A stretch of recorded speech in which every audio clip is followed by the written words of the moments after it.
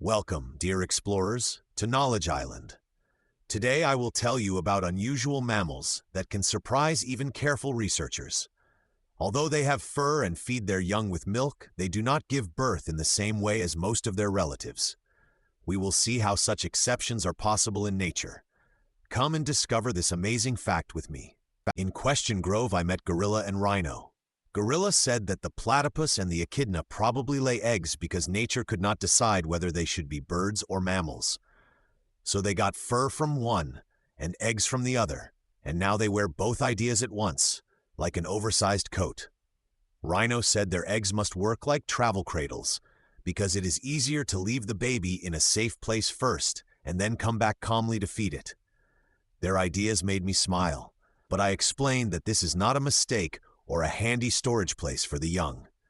It is a very old trait kept by a special group of mammals, including the platypus and echidnas. At Mystery Reef, I met Butterfly and Bat. Butterfly said that when learning about animals from faraway Australia, the most surprising thing was that the platypus has fur, a bill, and lays eggs.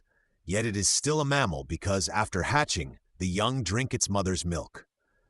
Bat added that when it compared the echidna with other mammals, it saw that the echidna also lays eggs, but later cares for the young like a mammal, and this mix of traits is what makes it so special. I summed it up by saying that these are very good examples because they show that being a mammal is not decided only by giving birth to live young, but by the whole set of body traits.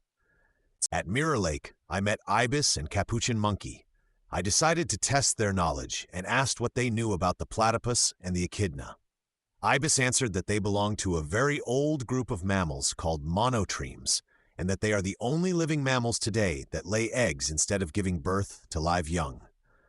Capuchin added that, even so, they have fur and feed their young with milk, and that today this unusual group includes 1 platypus species and 4 echidna species.